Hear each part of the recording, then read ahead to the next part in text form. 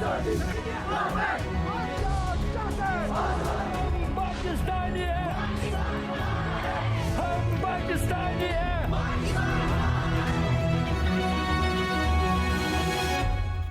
अस्सलाम वालेकुम नाज़रीन, मैं हूं डॉक्टर सजाद बुखारी। 78 बरस बीत गए, लेकिन मकबूजा वादी यानी Indian illegal occupied Jammu and Kashmir, जिन्होंने दो कौमी नज़रिए को न सिर्फ तक़वियत बख्शी बल्कि आज तक उसी डगर पर, उसी राह पर चल रहे हैं। पाकिस्तान जो कि कश्मीरियों की सियासी सिफारती जो हिमायत है उसे न सिर्फ जारी रखे हुए है, बल्कि पाकिस्तान ने एग्रेसिव टोन दिखाई है कई मरतबा, मुतअद्दिद बार बैनुल-अक़वामी सतह पर भी। और अब जो मार्का हक हुआ है उसने तो बिल्कुल नक्शा ही बदल दिया। जिस तरह बुरहान वानी और दीगर शहदा की ताकत के बाद जिद्दोजहद आज़ादी को नई दवाम, नई रूह फूंकने के मतरादिफ यानी उन्हें एक ताकत मिली, इसी तरह मार्का हक के बाद जो मकबूजा वादी के बासी हैं उन्होंने अपने आप को इस वक्त एक मजबूत चट्टान की तरह बना दिया। और पाकिस्तान की अगर हम बात करें तो आज की बात नहीं, बल्कि पहला जो हमारा निशान हैदर था 1948 में हासिल करने वाले कैप्टन सरवर शहीद से लेकर कैप्टन शेर खान, ये वो शहदा हैं जिन्होंने कश्मीर की जिद्दोजहद आज़ादी के लिए न सिर्फ अपना खून बहाया बल्कि आज तक उन्होंने तारीख़ रकम की है। नाज़रीन, एक बात यहाँ पे बताना ज़रूरी है कि आज भी पाबंद सलासल वो सपूत जो कि कश्मीर के सपूत हैं, यासीन मलिक, आसिया अंद्राबी और दीगर जो ख़वातीन हैं जो कि तिहाड़ जेल में आज भी कैद हैं। शबीर शाह भी इनमें एक बहुत बड़ा फिगर है, बहुत बड़ा पॉलिटिकल फिगर है जो कि जिद्दोजहद आज़ादी की बात करता है। और ये जिद्दोजहद आज़ादी की बात और इस फ्रीडम फाइटर्स की जो हिस्ट्री है वो अक़वाम मुत्तहिदा के आर्टिकल 51 के मुताबिक है। यानी जहाँ पे इल्लीगल ऑक्युपेशन, क्योंकि ये इल्लीगल ऑक्युपेशन है, ये ज़बरदस्ती काबिज़ नापाक अफवाज है जिसके लिए ये तमाम सपूत आज भी सियासी कोशिशें कर रहे हैं, सिफारती कोशिशें कर रहे हैं, लेकिन इसको दहशतगर्दी की भेंट चढ़ाना और इनको दहशतगर्दी का नाम देकर भारत पूरी दुनिया में इसको अपना एक इंटरनल इशू करार दे रहा है। जबकि दूसरी जानिब अक़वाम मुत्तहिदा की मुतअद्दिद सिक्योरिटी काउंसिल की रेजोल्यूशंस और अब हालिया जो डिस्प्यूटेड टेरिटरी करार दिया गया है, भारत उससे मुंह छुपाने की कोशिश कर रहा है।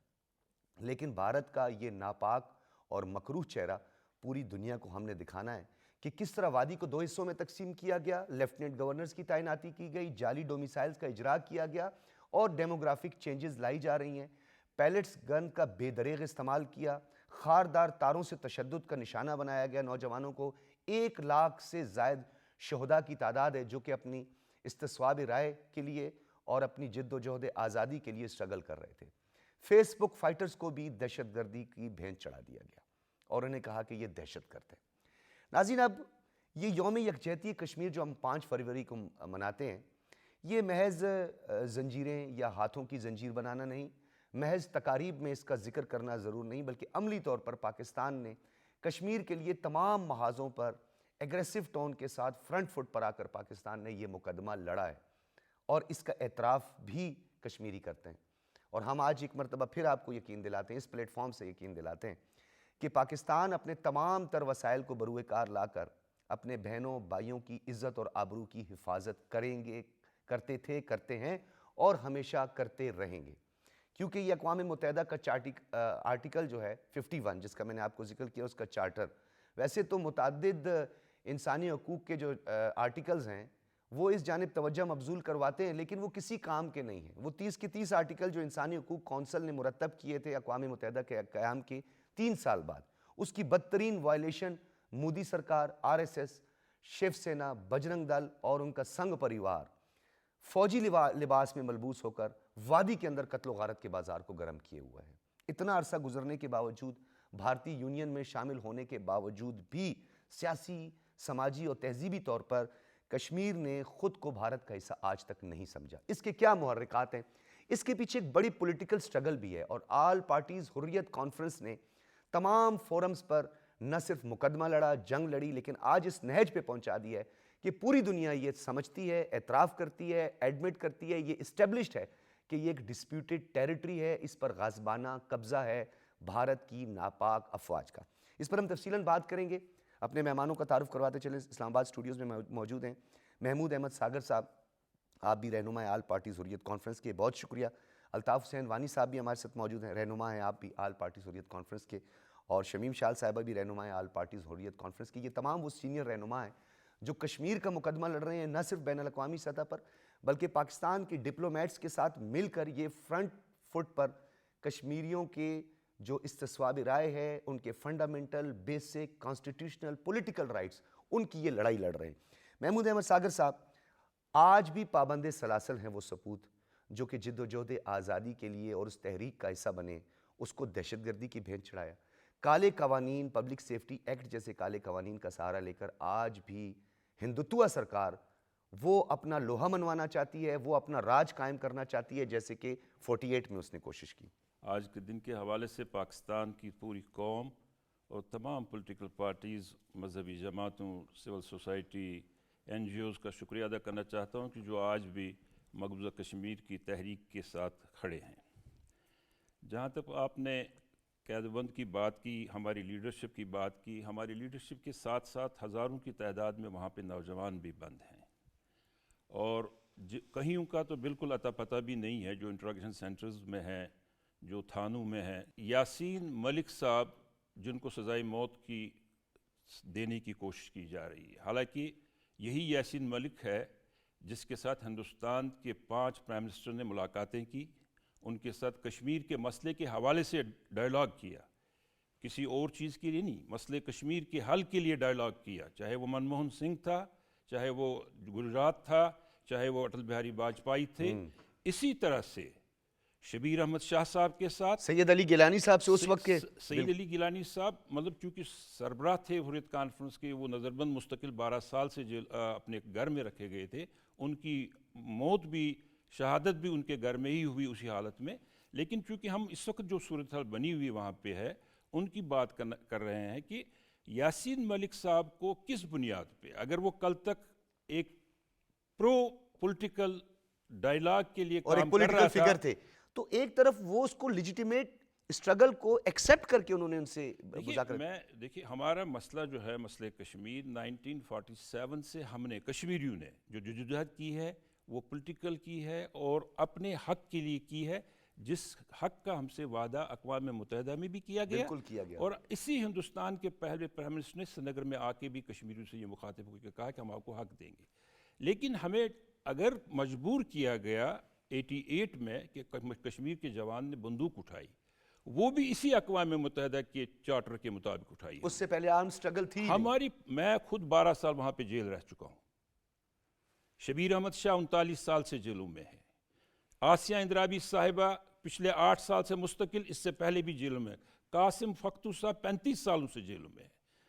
اسی طرح سے نعیم احمد خان صاحب ہیں, مسعد عالم بٹ صاحب موجودہ چیئرمین جو APSC کے, وہ بھی پوری کی پوری قیادت جو ہے ایک پولیٹیکل. اور میں آپ کو بتانا چاہتا تھا, جیسے پہلے میں نے ذکر کیا یاسین صاحب کے پولیٹیکل کیریئر کا, شبیر احمد شاہ کے گھر میں آ کے اٹل بہاری واجپئی نے کہا کندھے پہ ہاتھ رکھ کے, شبیر شاہ ہمارے ساتھ کچے داغوں کا رشتہ رکھو, اسکائنگ دا لمٹ کہا گیا, آپ جو مرضی ہم دینے کے لیے تیار. لیکن کس وجہ سے, کیا یہ دہشت گرد تھے آپ ان سے بات کر رہے تھے, کیا آپ نے ان کو انکار کیا تھا, آپ ایکسیپٹ کر رہے ہیں, آپ نے ہمیشہ مسئلہ کشمیر کو. لیکن اب چونکہ حالات بدل گئے ہیں, اس وقت کے حالات میں, جیسے آپ نے اپنے ابتدائی کلمات میں بھی بات کی, مئی کے مہینے نے حالات پھر بدل دیے, مارکہ حق کے بعد. مارکہ حق کے بعد جو حالات بدل گئے. لیکن اب اس میں جہاں ہم آج کے دن کے حوالے سے مقبوضہ جموں کشمیر کے حوالے سے یکجہتی کا دن منا رہے ہیں, لیکن ہماری اس مارکہ حق کے بعد کشمیر کے حوالے سے ذمہ داریاں بھی بڑھ گئی ہیں. ہمیں اس فائدے کو جو ہمیں اللہ تعالیٰ نے پرووائڈ کیا ہے, ہمیں ایک فتح نصیب ہوئی ہے, اس فتح کو مزید اینڈ تک پہنچانے کے لیے اس مطلب بنیادی اس مسئلے کو آپ دیکھیں نا, دنیا نے کس بات پہ اس کو کیا کہ یہ کشمیر کے مسئلے پہ جنگ ہوئی تھی. بالکل ایٹمی جنگ روکی. ٹرمپ کہتا ہے جی میں نے جنگ روکی, نہیں تو ایک بڑا مسخر ہوتا, دنیا ایک تباہی کی دہانے پہ جاتا.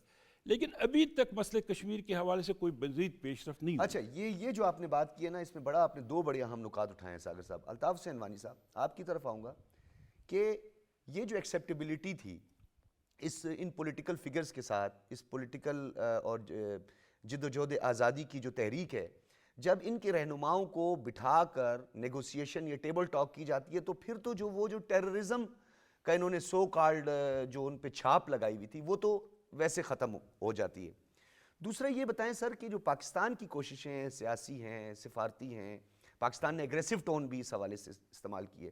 آج کا دن کو کہ ایک تقاریب تک، یوم یکجہتی تک تو بالکل ہمارے ایک ایموشنل اٹیچمنٹ ہے، جذبات ہیں.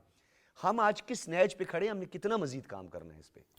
دیکھیے، پہلی بات کہ ہندوستانی سرکار یا ہندوستان کے وزرائے اعظم کوئی احسان ہماری قیادت پر نہیں کر رہے تھے کہ ان سے مذاکرات کر رہے تھے، کیونکہ ہماری قیادت کو یا کشمیری عوام کو اقوام متحدہ نے ایک پارٹی کشمیر ڈسپیوٹ کا بنایا ہے. اور دوسری بات ہے، یہ ہمارے بنیادی حقوق کا مسئلہ ہے. جس طرح ہندوستان نے آزادی حاصل کی، پاکستان نے آزادی حاصل کی، اسی طرح کے حقوق کشمیریوں کو بھی حاصل ہیں. اور ہماری لیڈرشپ ان سینٹیمنٹس کو ریپریزنٹ کرتی تھی، اور اس لیے ہندوستان کو عالمی دباؤ اس وقت تھا. ہماری قیادت کے ساتھ بات چیت کرنے کے لیے نہ صرف آمادگی ظاہر کرتا تھا بلکہ بات چیت کر بھی چکا تھا اور کئی راؤنڈز آف بات چیت کیے. اب وہ کیسے دہشت گرد بنے؟ انفارچونیٹلی ہندوستان میں دہشت گردوں کی سرکار آئی. اگر آپ اس طرح دیکھ لیں کہ ہندوستان میں ایک ایسے دہشت گرد کی سرکار آئی جو خود ایک ڈکلیئر دہشت گرد تھا، جس کو امریکہ، جس کو برطانیہ، جس کو کسی دنیا کے کسی ملک نے ویزا نہیں دیا تھا، وہ دہشت گرد بچر آف گجرات کے نام سے، جس کو انسانی حقوق کی عالمی تنظیموں نے بچر آف گجرات کا نام دیا، وہ شخص ہندوستان کا وزیر اعظم بنا. اور اس کے ساتھ جو ٹیم تھی وہ ساری ٹیم وہ ہے جو گجرات مسکر میں اس کی معاون تھی، جو اور اس میں بہت سارے ایسے لوگ تھے جو بابری مسجد کو منہدم کرنے میں معاون تھے اور پیش تھے. ان میں سے بہت سارے وہ لوگ تھے جو ہندوستان کے مسلمانوں کو ہندوستان سے نکال کر یا تو ان کو گھر واپسی کا پروگرام انہوں نے شروع کر دیا تھا کہ واپس آپ ہندو بن جائیں یا پھر ہندوستان سے نکل جائیں، کوئی راستہ آپ کا نہیں ہے. تو ایسی سرکار، ایسے لوگ جب اختیار میں آ جائیں تو وہ وہی کام کرتے ہیں جو ان کا ماضی بتاتا ہے. الطاف صاحب، آپ کو نہیں لگتا یہ ایگزسٹ کرتے تھے؟ پہلے بھی ایگزسٹ کرتے تھے جب کشمیریوں کی اجتماعی قبریں دریافت ہوئی، جب ہندو مسلمان، وہ ہندوستان کی فوج تھی، وہ ہندوستان کی فوجی جو ان کا ملٹری آپریشن ایک تھا نا، ملٹری آپریشن ایک طرح کا، وہ تو جاری تھا. وہ کشمیر کے اندر ملٹری آپریشن ہندوستان کا کبھی ختم نہیں ہوا. لیکن 2014 کے بعد جب مودی کی سرکار وجود میں آئی تو اس نے اس کو ایک کرمنل رنگ دیا. پہلے تو ایک سیاسی رنگ ہی تھا، ایک جدوجہد تھی جس جدوجہد کے خلاف وہ کہتے تھے ہم لڑ رہے ہیں، لیکن انہوں نے اس کو ہندو مسلم رنگ دے کر اور ہندو راشٹر کا نعرہ لگا کر اور گریٹر انڈیا کا نعرہ لگا کر اس چیز کو ایک طرف تو اپنے ووٹ بینک کو سمٹ کرنے کی کوشش کی اور دوسری طرف پاکستان اور کشمیریوں کو سکیپ گوٹ بنا کر آگے بڑھتے گئے. تو اسی میں انہوں نے کشمیر کے اندر NIA، انفورسمنٹ ڈائریکٹریٹ، اور اس کے ساتھ ساتھ پھر UAPA، ان لافل پریونشن ایکٹیویٹیز ایکٹ، ایک ایسا ایکٹ نافذ کر دیا جو پہلے سے ہندوستان میں موجود تھا 1967 سے، لیکن وہ کبھی استعمال نہیں ہوا تھا. وہ ایمرجنسی دور میں استعمال ہوا تھا، لیکن کشمیر میں اور ہندوستان میں پھر مسلمانوں کے خلاف یہ بے دریغ استعمال ہوا. ٹھیک ہے، 80% جو ان لافل پریونشن ایکٹیویٹیز ایکٹ کے جو کیسز ہیں وہ کشمیریوں کے خلاف ہوئے. اچھا، میں اس حوالے سے کیونکہ میں آگے بھی بڑھنا چاہوں گا، یہ بڑا ایک امپورٹنٹ نکتہ تھا. 1994 غالباً جب راشٹریہ رائفل اور ان کے ساتھ پنجاب ریجمنٹ تھی جنہوں نے مقبوضہ وادی میں ایک بس اسٹینڈ پر اسٹریٹ فائرنگ کی، اور وہ جو ابھی مونچھوں والا، جو وہ بڑی بڑی سفید مونچھوں والا وہ قاتل، وہ 28 لوگوں کو اسٹریٹ فائرنگ کر کے اس نے شہید کیا. یعنی اس وقت بھی کہیں نہ کہیں یہ آئیڈیالوجی ان کی فوج کے اندر، اس راشٹریہ رائفل کے اندر وہ کہیں نہ کہیں انجیکٹ تھی، تو یہ ظلم ڈھا رہے تھے. ظاہر سی بات ہے، دیکھیں ہندوستان کی فوج کے اندر وہ ایلیمنٹ تو موجود تھا. جی ڈی بخشی اس کی ایک جیتی جاگتی علامت آپ کے سامنے ہے. جنرل جی ڈی بخشی جو ہے وہ ایک جیتی جاگتی علامت سامنے ہے، جس نے کپوارہ کے اندر کپوارہ کا مسئلہ 27 جنوری کو 1994 میں انہوں نے کپوارہ میں یہ مسکر کیا، اور جی ڈی بخشی as that time perhaps he was major at that time، جس کی کمانڈ میں یہ سب کچھ اس وقت ہوا. تو یہ ایلیمنٹ تو موجود تھا ہندوستان کے اندر.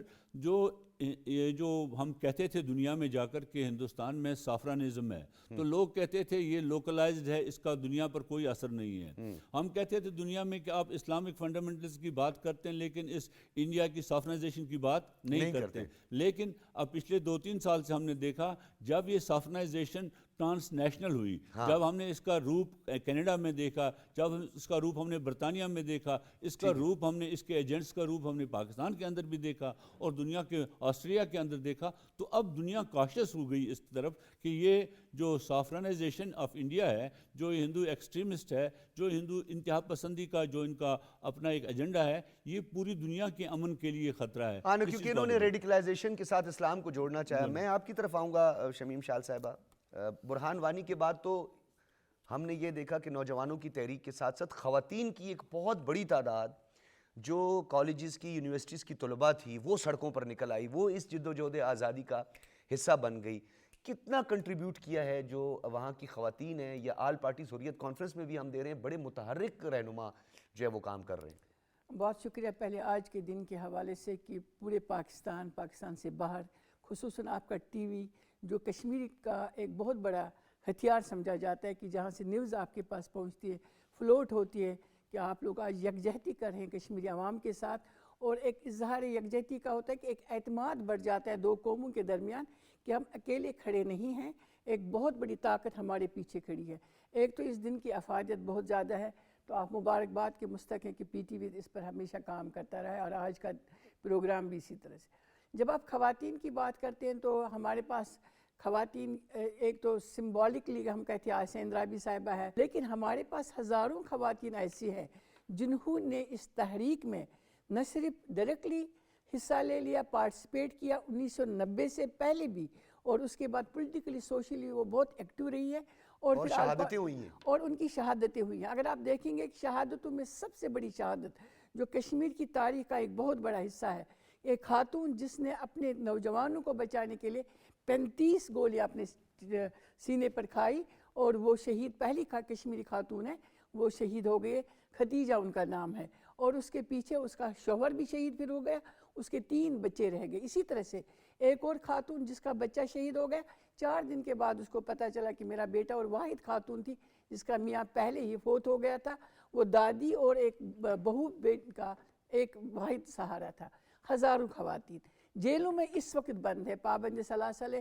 84 خواتین، اس میں سے پرومیننٹ 24 خواتین جن پر لیبل گیا ہے کہ وہ پولیٹیکلی سمپتھائزرز تھے، جو کشمیری نوجوانوں کو فیڈ کرتی ہے، جو ان کو راستہ دکھاتی ہے، جو ان کو صرف ان کی مائیں بہنیں ہیں، وہ بھی جیلوں میں بند ہیں. آسیہ اندرابی صاحبہ ایک پولیٹیکل سوشل فگر تھی کشمیر کا. اس نے تو کوئی ہتھیار نہیں اٹھائے تھے، جیسے ابھی آپ کے ڈسکشن میں چل رہا تھا کہ کشمیریوں پر دہشت گردی کا. پہلے تو ہمیں یہ سمجھنا چاہے کہ آرمڈ سٹرگل ہمیشہ فوج کے خلاف فوجی نوجوان لڑتے ہیں، یا آرمڈ سٹرگل وہ ہوتی ہے جس کو گوریلا وار کرتے ہیں، جس کو ایک بہت بڑی دنیا کی کوئی ملک جن کو سپورٹ کرتا ہے، سپلائی لائن ہوتی ہے، چینلائزڈ ہوتی ہے. مقبوضہ جموں کشمیر کی جو ریاست ہے، وہاں دونوں جو سیز فائر لائن ہے، 2 بڑی طاقتیں بیٹھی تھی، تو ان کے درمیان سے اگر ہمارے چند 900 جوانوں نے ہتھیار اٹھائے، یہ تو کوئی بڑا کام نہیں تھا.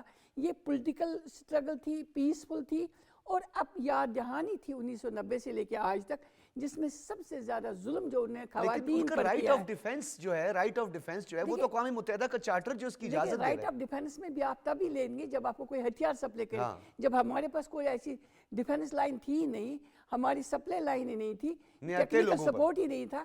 نہتے عوام نے، کشمیری مردوں نے، نوجوانوں نے یہ جنگ اگر جاری کی ہے پیسفل، جس کو آپ کہتے ہیں، یہ صرف خواتین کے بل بوتے پر. میں کہتی ہوں 52% پاپولیشن جس طرح سے متاثر ہوئی ہے، دنیا کے کسی بھی خطے میں اس طرح خواتین نہیں جن کو ڈائریکٹلی، اگر یہ خواتین کی پارٹیسپیشن ہوتی تو کنند پوشپورہ نہیں ہوتا. کنند پوشپورہ میں 80 خواتین، جو 80 خواتین، 80 سال کی خاتون اور 10 سال کی بچی بھی، جن کو ہیوملیٹ یا جن کو ہم کہتے ہیں. اچھا، میں چاہتا ہوں آج اس فورم سے آپ شمیم شال صاحبہ، متعدد بار جب میرا انٹریکشن ہوتا ہے مختلف ٹاک شوز میں، تو وہ ڈینائی کرتے ہیں اس کو کہ جی ہم نے کوئی عصمت دری خواتین کی نہیں کی ہے، وہ ہمارا انٹرنل میٹر ہے، وہ ہماری اپنی ٹیریٹری ہے، یہ تمام باتیں. تو یہ کونن پوشپورہ جو ہے، اس کے واقعے کے ساتھ ذرا تاریخ پر ذرا تھوڑا روشنی ڈالیں، کس طرح خواتین کی عصمت دری کی گئی اور بدترین پامالیاں کی گئی ہیں انسانی حقوق کی. کونن پوشپورہ اسی لیے واقع ہوا ہے کہ لوگ پیسفلی جب ڈیمانسٹریٹ کر رہے تھے، اور وہ انہوں نے نعرہ دیا تھا مظفر آباد چلو، تاکہ جو سیز فائر لائن ہے اس کو توڑ دیں. تو اس راستے کو روکنے کے لیے سب سے جو کمزور ایلیمنٹ ہے سوسائٹی کا، وہ خاتون ہوتی ہے، اور وار آف ویپن کے طور پر اس کو انڈیا نے یوز کیا ہے. اگر یہ نہیں ہوتا تو 1991 کے بعد جو پہلا ڈیلیگیشن ہندوستان کا ایک سیشن جج تھے اور نہیں 2 ججز تھے، بامبے ہائی کورٹ کا تھا اور دہلی کا، اس کو انیشیٹو گروپ آف کشمیر کہا جاتا ہے. انہوں نے ایک پمفلٹ لکھا ہے کہ ہندوستان کی جمہوریت پر جو سب سے بڑا کالک ملی ہے وہ ہندوستان کی افواج نے کنن پوشپورا میں ملی ہے. اور اس وقت کے جو پرائم منسٹر تھے چندر شیکھر، انہوں نے کہا ہے ڈارکسٹ ڈے کہ ہم نے یہ جو یہاں پر کیا ہے یہ نہیں ہونا چاہیے تھا. خواتین کی ڈاکیومنٹریز آئی ہے، خواتین کی ڈاکیومنٹریز لوگوں نے اس کو ایکسیپٹ کیا ہے، لیکن پنشمنٹ اس لیے نہیں ملی ہے جس لیے ڈینائی کیا جاتا ہے کہ ان کو امپیورٹی حاصل تھی. بھارت نے پہلے سے ایک سب بندی کی ہے، یاد رکھیے گا. جو سب بندی یہ تھی کہ جب ریپریشن ہوگا اس کو باہر کی دنیا میں نہیں لایا جائے گا. اگر اس پر کوئی انویسٹیگیشن ہو گئی تو کورٹ آف جسٹس میں نہیں جائیں گے کیونکہ امپیونٹی دی گئی ہے. تو یہ دنیا کی واحد ریاست ہے جنہوں نے ظلم بھی کیا، اس کو چھپایا بھی. اور ڈاکیومنٹس جو ہے، اس کی سب سے بڑی ڈاکیومنٹری آپ کے پاس ہے ڈو یو ریممبر کنن پوشپورا، جس کو اب کشمیر میں بین کیا جا رہا ہے اور وہ کشمیر میں کتابیں چھپی ہوئی ہیں، اس پہ دستاویزات چھپی ہے اور ایکسیپٹ کیا ہے. اس وقت کے جو وہاں پر تھے ایس ایچ او، اس وقت کے جو وہاں پر چیف جسٹس تھے کشمیر کے، اس وقت کے وہاں پر جو تحصیلدار تھے، نائب تحصیلدار تھے، جنہوں نے ایک ایک چیز کو ایکسیپٹ کیا. ہاں جی یہ ہو گیا 7 دن تک ہم نے اس کے خلاف. اچھا، یہ میں آپ نے جو بات کی ہے شمیم شاہ صاحبہ، میں اس کو آگے بڑھاتا ہوں. ساگر صاحب، یہ بڑا ایک امپورٹنٹ نقطہ ہے. ایک تو آپ کو پتہ ہے دنیا میں اگر ہم ریپس سٹی کا نام لیں تو پھر وہ نیو دہلی آ جاتا ہے. اس کے اندر متعدد واقعات، وہ ایک چلتی ہوئی بس میں ایک جو مہیلا، یہ لوگ اس کو کہتے ہیں خاتون، اس کے ساتھ جو بربریت کا مظاہرہ کیا گیا، اس وقت کچھ قانون اس لیے حرکت میں آیا کہ وہ پوری دنیا میں انٹرنیشنلائزڈ ہو گئی، وہ چیز ایکسپوز ہو گئی وہ چیز، تو ان کو کچھ سزائیں بھی ہوئی لوگوں کو. لیکن اتنا استثنا دیا ہوا ہے وہاں پر اس قاتل افواج کو کہ وہ دندناتے پھرتے ہیں، جو مرضی کریں. یہ کوئی مائنڈ سیٹ ہے یہ جو ان کا، یہ ان کی ایک آئیڈیالوجی بھی ہے، کیونکہ ایک تو بلی چڑھانا ہے، ان کی آئیڈیالوجی ہے کہ مسلمانوں کا خون بہاؤ، گلے کاٹو. یہ جو عصمت دری ہے، یہ بھی کوئی مائنڈ سیٹ ہے سر؟ دیکھیے، الطاف وانی صاحب نے اس پہ آپ پہ بڑی اچھی طرح سے روشنی ڈالی ہے کہ موجودہ حکومت جو ہے وہاں پہ بنیادی طور پہ یہ بہت بڑا فرق ہے. اور اگر آپ دیکھیں 1947 میں جو ہمارے جموں سے مسلمان ہجرت کر رہے تھے، جن کو یہ کہا گیا کہ جی آپ کو پاکستان بھیج رہے ہیں، اس میں تقریباً کم و بیش 3 لاکھ مسلمانوں کا شہید کیا گیا. بالکل. اس وقت ہندوستانی فوج کم تھی. اس وقت یہی بجرنگ دل، Shiv Sena, R S S, کیونکہ یہ 1925 میں وجود میں آ گئے تھے. یہ اس وقت بھی یہی ان کا مائنڈ سیٹ تھا جو آج بھی ہے. اس میں جو جیسے باجی نے کہا آپ کو کہ یہ وار ویپن کے طور پہ استعمال کیا جا رہا ہے، ایک ہتھیار کے طور پہ استعمال کیا جا رہا ہے کہ خواتین کے ساتھ زیادتی کی جائے. دیکھیے، ہماری تحریک میں اور دنیا کی تمام تحریکوں میں سب سے زیادہ جو متاثر ہوتی ہے وہ ماں ہوتی ہے. اس کا بیٹا شہید ہوا وہ متاثر ہوگی، اس کا خاوند شہید ہوگا وہ متاثر ہوگی، اس کا بھائی شہید ہوگا وہ متاثر ہوگی، اس کی بیٹی کے ساتھ زیادتی ہوئی تو وہ متاثر ہوگی. سر جنگی کچھ اصول بھی ہیں بین الاقوامی جس میں خواتین اور بچوں کو استثناء ہوتا ہے. لیکن حضرت آپ یہ بھی دیکھیں نا، اصول بنانے والا جو ہے نا اس کے پاس طاقت ہی نہیں ہے نا. ہماری حق خود ارادت کا اصول بھی تو بنایا تھا نا اقوام متحدہ نے، جس کے 5 مستقل ممبروں نے 5 نے حامی بردی ان کو حق خود ارادت دے دی. بالکل. لیکن اب دیکھیں نا، وقت کا تقاضا ایسا ہے، آج وقت آ گیا کہ اقوام متحدہ کو دیکھنا چاہیے کہیں اس کا وہی حشر نہ ہو جو لیگ آف نیشن کا ہوا. بالکل. ایک فورم وجود میں آ گیا ہے جو طاقت کی بلبوتے پہ کہہ رہا ہے کہ جی میں نے فیصلے کروائے اور میں فیصلے کرواؤں گا. تو کیا وجہ ہے کہ کشمیر اور فلسطین کا فیصلہ آج تک نہیں ہو رہا ہے؟ کیا مسلمان ہونا اس کا وجہ ہے؟ ہمیں ان کو دیکھنا چاہیے. اقوام متحدہ کو اگر یہ اتھارٹیز ہے وہ اپنے فیصلے منوانے میں کامیاب کیوں نہیں ہو رہی؟ اچھا، ہندوستان کے پیٹ میں مروڑ اسی سے پڑ رہے ہیں. یہ غزہ پیس آف بورڈ جو ہے وہ کہتے ہیں اگر اس میں پاکستان آ گیا تو پاکستان جو ہے یہ کشمیر کا مقدمہ اٹھائے گا، اور پاکستان نے کہا ہے پاکستان کو ہر صورت میں اس میں آنا چاہیے. کیونکہ میں آپ کو کہوں گا فلسطین اپنی جگہ پہ، فلسطین تو ابھی فی الحال اس کا ایک ایجنڈا ہے، لیکن اس میں کشمیر بھی آئے گا. بالکل آئے گا، اور ڈیفینیٹلی آئے گا. اور ہمیں اس صورت میں اس کے ساتھ ساتھ رہنا ہے. ہمیں فلسطین کا مسئلہ بھی حل کرانا چاہیے اور ہمیں کشمیر کے مسئلے کو ہر جگہ پہ ساتھ رکھنا ہے. اور یہ پاکستان کے فارن آفس کی اچھی حکمت عملی اور اس کی لیڈرشپ کی کہ انہوں نے اس میں اپنے آپ کو شامل کیا ہے. اور دیکھیں نا اب اچھا اس میں ایک اور چیز بھی ہے کیونکہ آپ لوگ بھی یہاں پہ موجود ہیں تو ایک پروپیگنڈا کیا جا رہا ہے اپنے ہی ملک کے خلاف جو ہے. چلیں خیر اب وہ بہت سارے لوگ ہیں جو ایکسپوز اب ہو چکے ہیں کہ پاکستان اس کی اسٹیبلائزیشن فورس کا حصہ ہے, کسی سیکیورٹی فورس کا حصہ نہیں ہے پاکستان. وہ تو غزہ میں اور بلکہ پرائم منسٹر نے واضح کہا ہے اور ہمارے جو ڈپٹی پرائم منسٹر ہیں انہوں نے بھی کہا ہے کشمیر کی بات ہم کریں گے. دیکھیے مخالفین کی منہ آپ بند نہیں کر سکتے ہیں نا. میرا کنسرن ہے, میں اپنے مسئلے کا حل چاہتا ہوں. اسی طرح فلسطینی کو آپ دیکھیں نا, فلسطین نے اس چیز کو ایکسیپٹ کیا نا, اس نے کہا جی میرا مسئلہ حل کریں. باہر سے کوئی کہے گا جی میں یہ کرنے نہیں دوں گا, یہ سازش ہے, وہ نہیں چلتا. یہ ہے کہ اس انسان کا کنسرن دیکھا جائے جس کا مسئلہ ہے. مقبوضہ کشمیر کی پوری عوام, جموں کشمیر خاص کر پوری اسٹیٹ کی عوام چاہتی ہے کہ مسئلہ کشمیر حل ہو. بالکل. اور مسئلہ کشمیر کے حل میں پاکستان کا بہت بڑا کردار نہیں, پاکستان فریق ہے.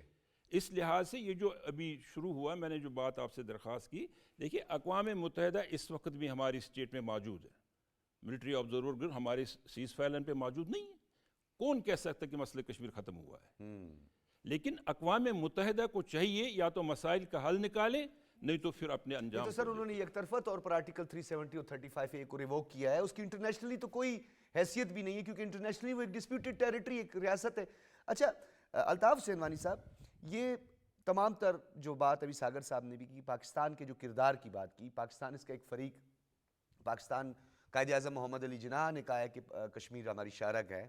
یہ تمام چیزوں کو اگر مد نظر رکھیں, ہمارے پہلے نشان حیدر کا اعزاز پانے والے کیپٹن سرور شہید کی بات کریں, پھر کیپٹن کرنل شیر خان کی بات کریں, پوری دنیا میں بھارت یہ کہتا ہے کہ پاکستان کے لیے, پاکستان کے ساتھ ہم ٹیبل ٹاک کرنا چاہتے ہیں, ہم نیگوسیشن کرنا چاہتے ہیں, اچھے ہمسائے کی طرح رہنا چاہتے ہیں, بس کشمیر کی بات نہ کریں. پاکستان کے اس عزم کو اور ایک تسلسل کو آپ کس طرح بیان کریں گے؟ دیکھیں اگر ہم دیکھیں دنیا میں اس وقت کشمیر کی جو گونج ہے, مسئلہ کشمیر ہے, جہاں کشمیریوں کی قربانیاں لاتعداد قربانیاں ہیں, وہاں پاکستان کی آواز کا ایک اہم کردار اس میں ہے. شاید اس وقت بھی دیکھیں مقبوضہ کشمیر کے اندر کوئی خبر باہر نہیں آتی ہے, وہاں کا کوئی اخبار, وہاں کا کوئی ٹی وی, کوئی چیز رپورٹ نہیں کرتا ہے. کوئی کشمیر میڈیا سروس تھوڑا سا جو اگر کوئی رپورٹ آتی ہے, اگر کوئی چیز کرتا ہے, یہ تو پاکستان کے ٹیلی ویژنز, پاکستان کے اخبارات اور ہمارے بچے جو اپنی زندگیاں رسک پر ڈال کر انٹرنیشنل میڈیا کے ساتھ کام کرتے ہیں. وہ آگے آپ دیکھا ہوگا پچھلے دنوں جب انہوں نے مساجد کی پروفائلنگ کی شروع کر دی, تو ہمارے کشمیر کے چند صحافیوں نے ایک رپورٹ فائل کی اور وہ رپورٹ الجزیرہ پر چلی. الجزیرہ پر جب وہ رپورٹ چلی تو ان صحافیوں کو 15 دن انٹراگیشن کیا گیا اور ان کو زبردستی یہ کہا گیا کہ بانڈ لکھ کر دیا, آئندہ کے لیے ایسی کوئی سٹوری آپ فائل نہیں کریں گے ورنہ UAPA آپ جیسے دفاتر بند کر دیے تھے. ہاں, یہ UAPA تیار ہے. یہ جو آپ نے سنا بھی ہوگا اور یہ گارڈین کی سٹوری بھی تھی, there is freedom of expression in Kashmir but when you express yourself thereafter there is no freedom. اگر آپ ایک دفعہ آپ نے آپ کو ایکسپریس کیا پھر آپ کہیں موجود میں نہیں ہوں. آزادی ظاہر رائے نہیں. تو یہ آزادی جو ہے, یہ جو چیزیں دنیا کے اندر جاتی ہیں, اس میں پاکستان کی حکومت کا, پاکستان کے لوگوں کا ایک بہت بڑا کردار ہے دنیا تک کے پہنچانے کا. اس وقت بھی جیسے اگر صاحب بات کر رہے تھے, جیسے آپ نے یہ جو پیس بورڈ کی بات کی, اس میں پاکستان کا ہونا, اس سے ہمارے لیے ایک حوصلہ افزا بات ہے اور امید کہ وی آر ان دا روم. کمرے میں ہونا ضروری ہے. کمرے سے باہر رہ کر پتھر مارنا کوئی کمال نہیں ہے. کمرے کے اندر رہیں اور وہاں پر بات کریں. اور اللہ تعالیٰ نے یہ اعزاز پاکستان کو بخشا کہ دنیا کی کمیونٹی میں جہاں ایک مایوسی کی کیفیت پھیل چکی تھی اور ہمارے اپنے لوگ اس طرح کی مایوسیت پھیلا رہے تھے کہ پاکستان کنونشنلی جنگ نہیں لڑ سکتا ہے, پاکستان یہ نہیں کر سکتا, وہ نہیں کر سکتا ہے, اور ایسی باتیں تھیں. لیکن اللہ تعالیٰ کے فضل و کرم سے ہماری مسلح افواج کی اپنی حکمت عملی سے اور سیاسی قیادت کی بردباری سے جو آپریشن ضرب حق یا جس کو ہم مارکہ حق جو ہے, اس میں جس طرح سے ہماری مسلح افواج نے اور ہماری ایئر فورس نے, ہماری قیادت نے, ویسے اس میں الطاف صاحب بڑی ایک انٹرسٹنگ چیز ہے جو آپ کہہ رہے تھے. ہمارا جب اکثر انٹریکشن ہوتا ہے تو وہ کہتے ہیں کہ بھائی تمہاری اکانومی کا یہ حال ہے, تم لوگ جو IMF کے پاس جا رہے ہو. میں ان کو یہ کہتا ہوں کہ بھائی اس حالت میں ہم نے تمہاری یہ ٹھکائی کی ہے, تمہارا برا حال کر دیا, تو اگر ہم تھوڑے سے اور اسٹیبل ہو گئے تو تمہارا تو نقشے سے تم مٹ جاؤ گے. اس سے دیکھیں نا, اس سے جو ایک لیڈرشپ رول جو پاکستان کو ملا ہے, عرب دنیا میں ایک لیڈرشپ رول ملا ہے, آپ کو سعودی عرب کے ساتھ ترکی کے ساتھ ریکگنیشن ملی ہے، اور آپ کو دنیا کے ہر فورم میں آپ کو ایز اے پیس میکر آپ کو بلایا جاتا ہے، آپ کو دعوت دی جاتی ہے۔ یہ بظاہر آپ نے ایک طاقت جو دکھائی، آپ نے اس کا ڈسپلے کیا، اور دنیا نے سمجھا کہ جو ہندوستان نے دعوے کیے تھے کہ وہ اس خطے کا نیٹ سیکورٹی پرووائڈر ہے، وہ ایسی کوئی بات نہیں ہے، بننا چاہتا ہے، تو وہ ختم ہو گئی وہ بات۔ اب کوئی اور ہے جو سیکورٹی پرووائڈ کر سکتا ہے یہاں کے لوگوں کو، وہ نہیں ہے۔ وہ ایک تھانے دار چنا تھا، بڑی مار کھائی اس نے، لداخ میں تو گھسے اور تھپڑے بھی کھائی اس نے بڑے مار کھائی۔ تو اس سے یہ اس میں یہ سمجھتا ہوں کہ اس وقت بھی پاکستان کی قیادت جس طرح سے کشمیر پر بات کرتی ہے صاف اور واضح الفاظ میں، جس طرح پرائم منسٹر نے، جس طرح سے فوج کے سربراہ نے، ڈپٹی پرائم منسٹر نے جو باتیں کی ہیں، وہ بڑی حوصلہ افزا باتیں ہیں ہمارے لیے، خاص کر جب ہندوستان ہمیں کہتا ہے پاکستان کچھ نہیں کر پائے گا، اور جب یہاں سے یہ غرضدار آواز آتی ہے تو اس سے خاص ایک حوصلہ بڑھ جاتا ہے، اس دنیا کی تیسری بڑی فوج کے خلاف لڑنے کا، کشمیریوں کا اس کے ظلم کو سہنے کا ایک حوصلہ بڑھ جاتا ہے۔ تو اس میں پاکستان کی جو اکیڈمیاں ہیں، یہاں کے نوجوان ہیں، ان سے یہ درخواست آج کے دن کے حوالے سے کروں گا۔ بہترین یکجہتی یہ ہے کہ آپ آج کے دن کے حوالے سے، آج کے دن بلکہ سال کے 365 دن، ہندوستان کے جھوٹے بیانیے کو مسترد کرنے کے لیے اپنی تمام تر جو آپ کی قابلیت ہے، آپ کی ریسرچ ہے، اس کو استعمال کریں، اور دنیا تک یہ چیز بتائیں جو یہ 5th جنریشن وارفیئر کے ذریعے ہندوستان نے ایک غلط بیانیہ پیدا کیا ہے، اس بیانیے کو دنیا بھر میں رد کرنے کے میں اپنا کردار ادا کریں۔ الطاف سینوانی صاحب، آپ کے تو بڑے، میں کہتا ہوں $1 بلین ورڈز ہیں جو آپ نے استعمال کیے ہیں۔ شمیم شال صاحبہ، میں تمام تر ان چیزوں کو کہ پاکستان سفارتی سطح پر، ڈائسپورا، ڈپلومیٹک فرنٹ پہ، پاکستان کی چاہے مسلح افواج نے بارڈرز پہ جو قربانیاں دی ہیں وہ اپنی جگہ پہ، پاکستانی قوم کو اور اس کے جذبے کو آپ نے بڑے قریب سے دیکھا ہے۔ جس طرح بھی الطاف صاحب کہہ رہے تھے کہ یہ ہمارا فرض ہے، ہمارے فرائض میں I am one of them, کہ میں اپنے حصے کا پورا کام کرتا ہوں، مجھے جہاں جہاں موقع ملتا ہے، سوشل میڈیا کے ٹولز پہ، یہاں پی ٹی وی جس نے ہمیشہ کشمیر کا مقدمہ جو ہے وہ فرنٹ لائن پہ آ کے لڑا ہے۔ آپ کو پاکستانی قوم کے جذبے پر ذرا روشنی ڈالیے۔ دیکھیے، پاکستانی قوم کا جذبہ ہی تھا کہ اگر آپ نے 47 میں جب آپ آزاد ہو گئے تھے، آپ نے اس کو جگلرز وین کہا تھا، ہماری شہرک ہے، اور اس شہرک کو دنیا کے سامنے اس طرح سے پریزنٹ اسی قوم نے کیا ہے۔ اگر یہ جدوجہد جو ہماری پرامن ہے، اگر پاکستان نے اس طریقے سے، یہاں کے عوام نے اپنے نوجوانوں کو، بے شک وہ کشمیری تھے، پاکستان کے مختلف حصوں میں وہ رہتے تھے، 47 سے پہلے کے کشمیری، جنہوں نے کشمیر میں اپنی جانوں کا نذرانہ دے دیا، یہ ان کی سب سے بڑی قربانی۔ جب یہاں سے ایک نوجوان، بے شک وہ آزاد کشمیر یا پاکستان کا کوئی بٹ فیملی سے، مجھے فیصل آباد کے بٹ فیملی کے 2 بچے مجھے ابھی بھی مبشر یاد آ رہے ہیں میرے سامنے یہاں سے، میں کہ ان بچوں کی قربانیاں نہ ہوتی اور جب وہ کشمیر میں موجود ہوتے تھے تو ہمارے ایک نوجوان کے پیچھے ہزاروں نوجوان، ان کے پیچھے خواتین، اور گھر کے دروازے کھولتے تھے۔ یہ وہ جذبہ ہے جس کو آپ دیکھیں، کشمیر اور پاکستان لازمی ملزوم ہے، اس کو ہم الگ دیکھ ہی نہیں سکتے۔ یہ جغرافیائی، یہ دینی رشتہ آپ کے ساتھ، یہ دوسرے رشتے اپنی جگہ، تہذیب ایک ہے، لیکن قدرتی جو اللہ نے آپ کی محبت ہمارے دلوں میں ڈالی ہے، اور آپ کے لیے نہیں تو ہم نے پاکستان کب دیکھا تھا؟ کشمیری جو لاکھوں کی تعداد پر سڑکوں پر نکلے ہیں، اس جو 47 کا فلفلڈ ایجنڈا جو تھا کہ برصغیر کی تقسیم جو تھی اس پہ ناانصافی کی گئی اور کشمیر پاکستان کا حصہ نہیں بن گیا، تو کشمیری اسی جذبے کے ساتھ اٹھے ہیں، 12 سال، 30 سال، اور آج تو 35 سال جیلوں میں گزارے ہیں، یہ اسی کی سزا کاٹ رہی ہے۔ یہ محبت جو ہے، اور پاکستان کے دلوں میں اتنی محبت ہے کہ جب آپ یہاں کے نوجوانوں کے ساتھ بات کرتے ہیں تو وہ کہتے ہیں کہ ہمیں بتائیں ہمیں کیا کرنا ہے۔ آپ یہاں کے نوجوانوں کو، مجھے دبئی میں ایک یونیورسٹی کی ایک اسٹوڈنٹ ملی ہے، وہ اگرچہ پولیٹیکل سائنس اور فلاسفی میں ماسٹرز کر رہی تھی، تو وہ ماریا نے اپنا جو تھیسس کا پیپر ہے وہ کشمیر ڈسپیوٹ پر لکھا ہے، اور اس کے جو کولیگز تھے وہ انڈینز تھے، تو انہوں نے مجھے فون کر کے بتایا کہ مجھے کشمیری ڈریسز چاہیے۔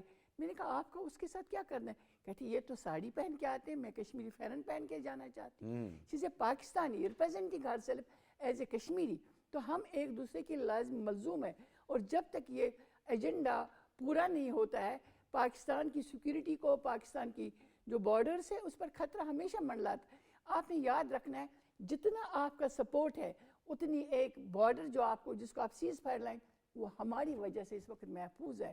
لاکھوں کشمیری اس وقت اس سیز فائر کی لائن کی کس طرح سے رکھوالی کر رہے ہیں کہ وہ بھارت کی ہیجمنی کو قبول نہیں کر رہے نہیں ہیں. قبول آج تک نہیں کیا. خاموشی، موت کی خاموشی.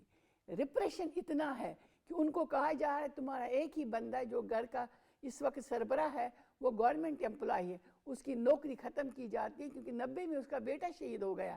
اس گھر کو کون چلائے؟ وہ اس کو کے خلاف نہیں جاتا کورٹ میں، کہتا ہے ٹھیک ہے. پاکستان کے لیے قربانیاں اور پاکستان کا سپورٹ، ان دونوں نے اس مسئلے کو آج تک بین زندہ الاقوامی رکھا سطح ہے پر اتنا اور اس طرح سے عروج پہ سطح پہنچا رکھا. ہے. تو اب آپ کے پاس ایک بہت بڑا چانس آ گیا ہے کہ دنیا جو مائٹ از رائٹ پالیسی اختیار کیے ہوئے ہیں. آپ نے ابھی اپنے انٹرو میں بھی بتایا اور میرے بھائی نے بھی بتایا کہ جو یہ نقشہ تبدیل ہو رہا ہے اس نے یہ ثابت کر دیا ہے جس کے پاس طاقت ہے. اگر ہمارے پاس عوامی قوت ہے وہاں پر، آپ اس وقت دنیا کے نقشے میں ایک بہت بڑی طاقت کے طور پر ابھرے ہیں اور دنیا نے ایکسیپٹ کیا. اس کو یوٹیلائز کرنا ہے کشمیر کاز کو فائنل کرنے کے لیے، آزادی کو اپنے منطقی انجام تک پہنچانے. اچھا یہ آپ نے، بلکہ آپ سے آف دی ریکارڈ بھی جب میں کچھ بات کر رہا تھا ساگر صاحب، تو مجھے وہ دوسری طرف سے کہا جاتا ہے، ٹاک شوز میں کہا جاتا ہے کہ یار اسے سنبھالو یہ کشمیری لگتا ہے. تو میں خوشی سے کہتا ہوں ہاں بھائی میں کشمیری بھی ہوں کیونکہ میں پاکستانی ہوں، میں کشمیری ہوں. ہم ایک ہیں. تو یہ جو جذبہ ہے پاکستانیوں کا، آج آپ اس 5 فروری کی تقاریب کو دیکھ لیں، ریلیوں کو آپ دیکھ لیں، یہ انسانی ہاتھوں کی زنجیر کو دیکھ لیں، پاکستان کے ریڈ زون کے اندر آپ دیکھ لیں، ہر طرف جو ہے کشمیری کشمیر. بے شک بالکل. اس میں دیکھیے جیسے یہاں ابھی باجی نے بھی کہا آپ سے، یہ آج کا رشتہ نہیں ہے، نہ یہ آج کے جذبات ہے. ہم نے کیونکہ بیسک موٹیویشن جو ہماری ہے وہ مذہب ہے، اور دو قومی نظریہ بھی مذہب کے نام پہ ہی تھا. بالکل. قائد اعظم جیسے ماڈریٹ لیڈر کو مجبور ہونا پڑا کہ کہنے پہ کہ نہیں ہم کٹھے نہیں رہ سکتے. یہی وجہ تھی کہ ہم نے بھی یہ دنیا اسلام میں پہلا واقعہ ہے کہ اذان دیتے ہوئے 22 مسلمان شہید ہو گئے. 22 مسلمان شہید ہوئے، ایک ہوا پھر دوسرا آیا، اس سے شہید کیا، پھر اگلا اس کے بعد 40 جب آیا قرارداد پاکستان مقاصد پاس ہوئی لاہور میں، تو کشمیریوں نے فیصلہ اسی دن کیا کہ اب ہمیں اس کے ساتھ جڑنا ہے. یہی وجہ تھی کہ پاکستان بننے سے پہلے 15 دن ہم نے 19 جولائی کو ہی کہا کہ ہم پاکستان کے ساتھ جانا چاہتے ہیں. یہ دونوں طرف اب پاکستان کے ساتھ اب دیکھیں نا، اگر آپ اس طرح کو دیکھیں، موجودہ وزیر اعظم آپ کا جو ہے کشمیری ہے نا جی، بالکل. وزیر خارجہ آپ کا کشمیری ہے نا، بالکل. تو اس کو کیسے آپ الگ کر سکتے ہیں؟ یہ دونوں طرف سے جو جذبات ہیں، یہ ہر ایک جگہ پہ دونوں طرف سے جو جذبات ہیں وہ ایک ہیں. اور وہی وجہ ہے کہ کشمیری نے بھی 78 سال تک آج تک سرنڈر نہیں کیا. کشمیری کو جو پیشکشیں محمود کی ساگر گئی صاحب، نا، ایک لائن میری آپ کے لیے، کیونکہ آپ لوگوں کے جذبات، آپ لوگ میرے لیے بڑے قابل احترام ہیں، اور آپ لوگوں نے ہمیشہ اس جو سٹرگل ہے، جو ایک حقیقی معنی میں جو سٹرگل ہے کشمیریوں کی، اس کے لیے آپ نے بھرپور آواز اٹھائی ہے. آج ان لوگوں کے لیے بھی ایک لائن بول لیں سر، جو اس کی راہ میں آ کے رکاوٹیں پیدا کر کے اس کو کنٹروورشل بنا کر اور پاکستان کے خلاف کوئی 2-4 فورمز پہ بیٹھ کے اس طرح کی باتیں کر جاتے ہیں جو گمراہ کن ہیں. ہم نے ہمیشہ یہ کہا ہے کہ ہمیں پاکستان میں تمام پولیٹیکل پارٹیز کا سپورٹ مسئلہ کشمیر پہ چاہیے، اور مسئلہ کشمیر پاکستان کے لیے شاہ رگ ہے. یہ قائد نے بھی کہا اور یہ واقعی ہے، یہ وقت نے ثابت کیا. ان تمام مخالفین کے لیے ہم یہ سمجھتے ہیں کہ جی ان کو کم سے کم، جیسے کہا جاتا ہے کشمیر پہ ہم سب ایک ہیں، عملاً اس پہ ایک ہونا چاہیے. اور وہ کشمیر پاکستان ہے تو کشمیر ہے. الطاف حسین وانی صاحب، میں کوئی سوال نہیں کروں گا آپ کے پاس سر کہنے کے لیے، جو بہت کچھ ہے، اور اس قوم کی طرف سے اور ان لوگوں کو جو پاکستان کے خلاف ایک منظم پراپیگنڈا کرتے ہیں، کشمیر اور پاکستان کو علیحدہ علیحدہ ایک شکل پیش کرنی، ان کے لیے پیغام. دیکھیے ان کے لیے ایک سیدھا اور صاف صاف پیغام ہے. ان کشمیریوں کے لیے جو اس چیز میں کوئی راستہ رکاوٹ اٹکانے کی کوشش کرتے ہیں یا کسی ایسے پروپیگنڈے میں ہیں، انہیں ہندوستان کا اصلی چہرہ نظر آیا. چاہے وہ مقبوضہ کشمیر کے اندر شیخ خاندان ہو، مفتی خاندان ہو یا دوسرے خاندان ہو، جو کولیبریٹرز وہاں پر تھے انہوں نے ہندوستان کا اصلی چہرہ دیکھ لیا. 19 حالانکہ پہلے بھی دیکھا تھا، لیکن 2019 کے بعد کھل کر وہ دیکھ لیا انہوں نے. اسی طرح جو لوگ یہاں پر ہیں ان کے لیے کہ کشمیر کے اندر حق مانگنے پر گولی چلائی جاتی ہے، مارا جاتا ہے، گمنام قبریں ہیں، آپ کی جو پتہ نہیں ہے صبح آپ ہوں گے یا نہیں ہوں گے، لیکن جہاں یہاں کوئی بات کرتا ہے تو وزیر اعظم پاکستان دوڑ کر जाकर उनके ज़ख्मों मुतालबात पर सुनते हैं, मानते हैं। मानते हैं, सारी चीज़ें मानते हैं। और इसी तरह पाकिस्तान की सियासी क़यादत, जितनी भी सियासी और मजहबी क़यादत है, हमें उन पर पूरा इत्मीनान है और पूरा एतमाद है कि वो लोग, पाकिस्तान होगा तो सियासत भी होगी, सारी चीज़ें होगी। और कश्मीरी पाकिस्तान के साथ हैं, वो किसी शख्स के साथ नहीं हैं। इसलिए पाकिस्तान की सारी सियासी क़यादत को कश्मीर पर किसी तरह की कोई सियासत नहीं करनी चाहिए, बल्कि इस पर पॉलिटिकल स्कोरिंग नहीं होनी चाहिए, बल्कि हुकूमत के जो बरवक्त फ़ैसले हैं उन फ़ैसलों का साथ दिया जाए, उनको साथ चला जाए, हुकूमत को मज़ीद से मजबूत किया जाए, ताकि कश्मीर के मसले को ज़ोरदार अंदाज में आलमी फोरम पर चलाया जाए। यहाँ मैं एक बात ज़रूर बताना चाहूँगा। मैं कल ही वो वाजपेयी का एक क्लिप सुन रहा था, जब 1992 में अक़वाम मुत्तहिदा की जो इंसानी ये कमीशन है, वहाँ पर एक करारदाद आने वाली थी इंडिया के ख़िलाफ़, तो नरसिम्हा राव ने, वाजपेयी अपोजिशन लीडर था, उसको भेजा वकालत करने के लिए हिंदुस्तान की। तो ये साबित करने के लिए कि हिंदुस्तान सारा इकट्ठे है। हम चाहते हैं कि पाकिस्तान के अंदर पाकिस्तान की अपोजिशन पाकिस्तान की हुकूमत से बढ़कर कश्मीर की वकालत दुनिया के अंदर करे। बहुत अच्छी बात, बहुत अच्छी बात। शमीम शाल साहिबा, क्या पैगाम देना चाहेंगी ख़वातीन को? जैसा कि आपने कहा कि मुख्तलिफ जो हमारी तुलबा हैं, ख़वातीन तुलबा हैं, वो मुख्तलिफ मकाले लिखती हैं इस हवाले से, मुख्तलिफ डिबेट्स होती हैं इस हवाले से, क्या पैगाम आप देना चाहेंगी इस फोरम से? देखिए, इस वक्त जो है सबसे ज़्यादा ज़रूरी है नौजवानों की, और हिंदुस्तान के बयानियों को तोड़ने के लिए इंटरनेशनली जो पाकिस्तान के लोग और बच्चे जो मुख्तलिफ यूनिवर्सिटीज़ में हैं, उनको चाहे कि उस नैरेटिव को बिल्ड करे जो पाकिस्तान का नैरेटिव है। पाकिस्तान का नैरेटिव दुनिया ने तस्लीम कर दिया है। हमारी कोई ऐसी जद्दोजहद नहीं थी जो किसी मुल्क के ख़िलाफ़ हमने किया था। हम अक़वाम मुत्तहिदा की सिंपल करारदादों के मामले में सिंपल एक रेजोल्यूशन मांगते हैं कि हक़ दिया जाए कि हमें अपना फ़ैसला करना है खुद अपने मुस्तकबिल का। वो क्या होगा, वो उसी वक्त साबित होगा।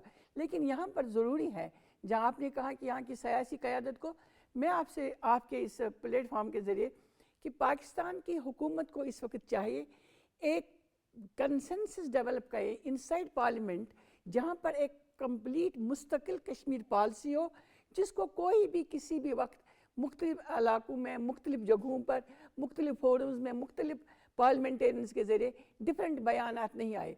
वन कंसेंसस कि कश्मीर को आज़ाद करके पाकिस्तान को ये जो नक्शा है इसको कंप्लीट करने के लिए कश्मीर ज़रूरी है। जी, बहुत बहुत शुक्रिया महमूद अहमद सागर साहब, अल्ताफ़ हुसैन वानी साहब और शमीम शाल साहब, आप तीनों हज़रात का बहुत बहुत शुक्रिया। नाज़रीन, मेरे पास अब इसे कंक्लूड करने के लिए क्या मैं कहूँ, तमाम जो हमारी आल पार्टी हुर्रियत कॉन्फ्रेंस के जो सीनियर रहनुमा हैं, उन्होंने तमाम तर मुहर्रिकात, माजी और फ्यूचर के हवाले से जो अपनी जो है वो तजावीज़ भी दी, आज के दिन के हवाले से भी। लेकिन मैं एक बात यहाँ पे ज़रूर कहूँगा, अल्ताफ़ हुसैन वानी साहब की एक बात, अल्ताफ़ हुसैन वानी साहब ने बड़ा एक खूबसूरत जुमला इस्तेमाल किया कि जब बात पाकिस्तानियत की आती है, वहदानियत की आती है, कश्मीर की आती है, तो तमाम पॉलिटिकल फोर्सेस को अपने अपने पॉलिटिकल ऑब्जेक्टिव को एक तरफ रख के, बल्कि अपोजिशन हुकूमत से बढ़कर ये किरदार अदा करे। और जिस तरह मेरी बहन शमीम शाल साहिबा ने कहा कि कंसिस्टेंट पॉलिसी, एक कंसिस्टेंसी नज़र आनी चाहिए, किसी किस्म की कोई हर्डल ना आए कि कोई भी दूसरी हुकूमत आकर उस पॉलिसी में कोई ऐसा शिफ्ट ना लेकर आए, ताकि वही कंसिस्टेंसी जो है वो तहरीक आज़ादी में नई रूप फूंकेगी। और जिस तरीके से महमूद अहमद सागर साहब ने बड़ा एक खूबसूरत जुमला नौजवानों के लिए इस्तेमाल किया कि ये वो नौजवान हैं, और पाकिस्तान के हवाले से कि जिस तरह सैयद अली गिलानी साहब भी कहते थे कि हम पाकिस्तानी हैं, पाकिस्तान हमारा है, तो इस एजेंडे में जो भी रुकावट पैदा करेगा वो कश्मीरियों के साथ जुल्म करेगा, दगा करेगा, गद्दारी करेगा। इजाज़त दीजिए, अल्लाह हाफिज़।